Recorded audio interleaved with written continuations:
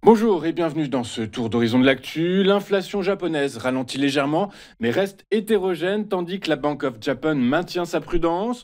Aux États-Unis, les demandes d'allocation chômage baissent, soutenant la confiance économique et la politique monétaire prudente de la Réserve fédérale américaine. Sur le plan géopolitique, les frappes américaines en Iran ont ravivé les tensions énergétiques mondiales. Par ailleurs, Washington encadre enfin les crypto-monnaies dynamisant le marché. Enfin, TSMC affiche un bénéfice record porté par l'intelligence artificielle, et ce malgré les risques liés aux tensions commerciales et géopolitiques.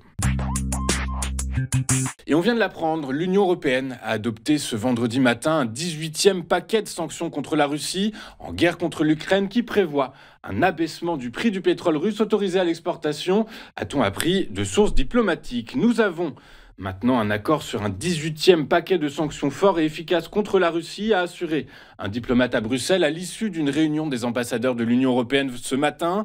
Selon Kaja Kallas, vice-présidente de la Commission et haute représentante pour les affaires étrangères, il s'agit des mesures les plus fortes prises contre Moscou jusqu'à présent.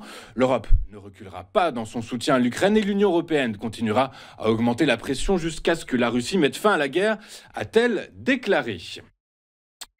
L'inflation sous-jacente au Japon poursuit son ralentissement modéré. Selon des chiffres publiés ce matin, l'indice des prix à la consommation hors produits frais a progressé de 3,3% en glissement annuel en juin contre 3,7% en mai, et ce, conforme au consensus. Le reflux est principalement lié au ralentissement des prix de l'énergie, en grande partie absorbé par les subventions publiques sur les carburants. Cependant, la dynamique reste hétérogène. L'inflation corps-corps, c'est-à-dire hors énergie et produits frais, a atteint 3,4%, un plus haut depuis janvier 2024, tandis que les prix alimentaires hors frais accélèrent, eux, à plus 8,2%. Le riz a vu ses prix doubler sur un an malgré les ventes de stocks publics confirmant des tensions structurelles sur les produits de base. Ce contexte alimente donc la prudence de la Banque du Japon, puisque malgré des prix toujours au-dessus de sa cible de 2%, le board reste confronté à des risques exogènes majeurs, notamment la menace américaine de relèvement des tarifs douaniers sur les exportations japonaises, secteur automobile en tête.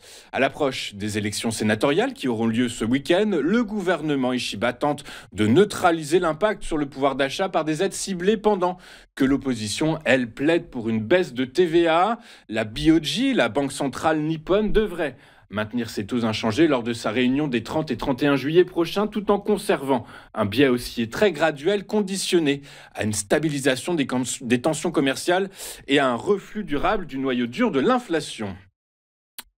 Les frappes américaines de juin dernier contre 3 sites nucléaires iraniens ont marqué un tournant majeur, non seulement dans l'escalade militaire au Moyen-Orient, mais aussi dans la géopolitique de l'énergie et des marchés financiers mondiaux.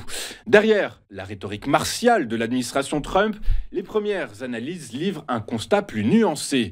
Si le site de Fordo, pilier du programme d'enrichissement iranien, a été largement neutralisé, les complexes de Natanz et Ispahan pourraient redevenir opérationnels, et ce d'ici quelques mois. Pour les marchés, le message est donc clair, la désescalade est loin d'être acquise. L'offensive militaire qui a brièvement fait flamber le Brent à 2 doigts des $80 révèle surtout l'impasse d'une stratégie de maximum pressure qui n'a pas empêché l'Iran d'accumuler suffisamment d'uranium pour produire plusieurs bombes, et ce, avant les frappes américaines. La dimension économique est-elle explosive? L'Iran reste un acteur central des routes énergétiques et tout blocage du détroit d'Ormuz ferait vaciller la stabilité énergétique mondiale. Les investisseurs scrutent déjà les signaux: pétrole sous tension, envolée des CDS souverains dans la région et glissement monétaire au Moyen-Orient. L'option d'une frappe élargie un temps envisagée a été abandonnée par crainte d'une escalade régionale incontournable. Pourtant, la porte reste ouverte à une nouvelle offensive si Téhéran accélère son programme. La question fondamentale demeure: frapper, mais pourquoi faire? La stratégie américaine oscillant entre démonstration de force et refus d'enlisement alimente surtout un climat d'imprévisibilité qui pourrait se payer cash sur les marchés financiers mondiaux. Aux États-Unis, les demandes d'allocation chômage ont reculé la semaine dernière, un signe encourageant pour l'économie américaine malgré un contexte de ralentissement de la croissance. Avec 221 000 nouvelles inscriptions au chômage au 12 juillet contre 228 000 la semaine précédente et en dessous des attentes modélisées par le consensus, le marché du travail montre une certaine robustesse. Toutefois, la légère hausse des demandes continue à 1,96 million indique que le chômage de longue durée reste une préoccupation reflétant des difficultés persistantes pour certains chômeurs à retrouver un emploi. Ceci étant, cette stabilité relative du marché de l'emploi américain soutient la confiance des consommateurs et limite les risques de contraction de la demande intérieure.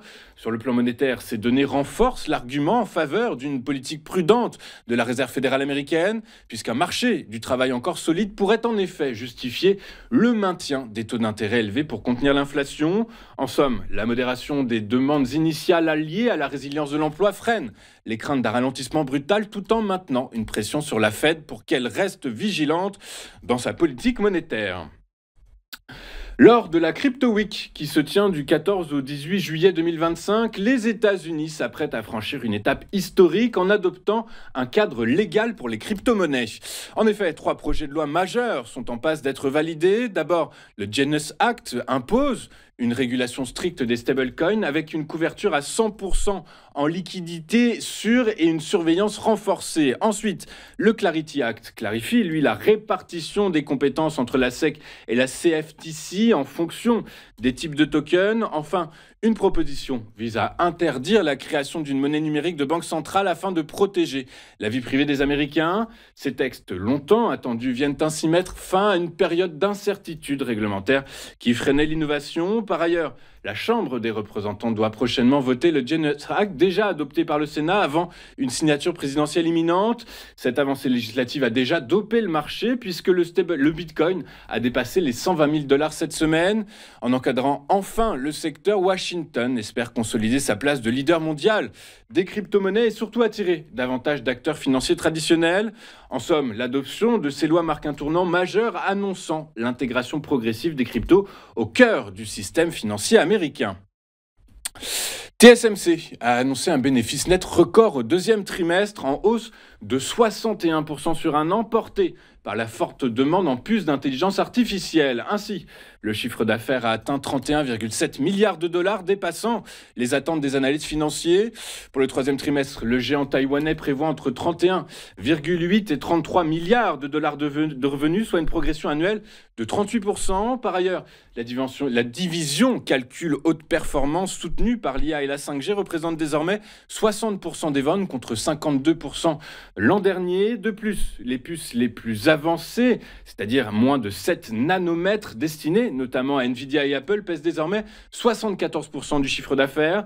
Cependant, notons que plusieurs nuages s'amoncellent. D'une part, TSMC fait face aux menaces de droits de douane américains sur Taïwan. D'autre part, les restrictions à l'exportation vers la Chine et le ralentissement économique mondial pourraient peser sur la demande. Et si le PDG admet des incertitudes liées aux politiques tarifaires, il affirme ne pas observer de baisse immédiate des commandes. En conséquence, malgré des résultats spectaculaires salués par une hausse de 4% du titre, TSMC reste vulnérable aux tensions géopolitiques.